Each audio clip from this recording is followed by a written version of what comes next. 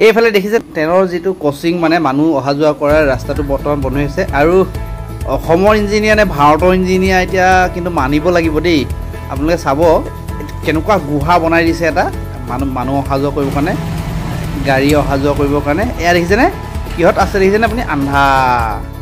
আৰু এইফালে দেখিছেনে এইফালৰ পৰা গাড়ীবোৰ আহিব পাৰে এইফালৰ পৰা গাড়ীবোৰ আহিবৰ চিষ্টেম কৰি দিছে ইয়াৰ ওপৰত টিং লগাই দিছে কিন্তু মাজতে পানী এতিয়া যদি মানুহ খোজকাঢ়ি যায় এই পানী মাজেদি খোজকাঢ়ি যাব লাগিব এইটো ইঞ্জিনিয়াৰ কিন্তু মাথা বেলেগ মাৰিছে এই ইঞ্জিনিয়াৰ কিজনক কিন্তু চেলুট দিছোঁ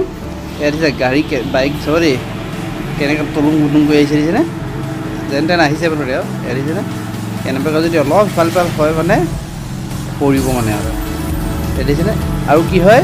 যিমান পানী আছে এইটো যিটো ডাউন এইডোখৰ মাজৰডোখৰ গাঁত টাইপৰ হয় আৰু সিটো ছাইডৰ পৰা অহা আৰু এইটো ছাইডৰ পৰা অহা যিমান পানীবিলাক আছে ৰাস্তাও চব পানী মানে ইয়াতে গোট খায় আৰু ওপৰৰ যিমান পানী আহে এই পানীত পৰি আছে টুক টুককৈ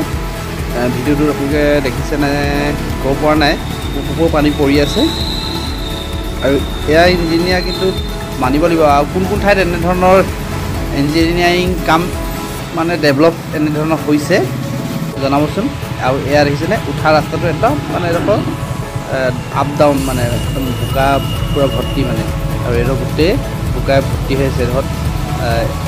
এই কিনাৰেদি আহিব লাগিব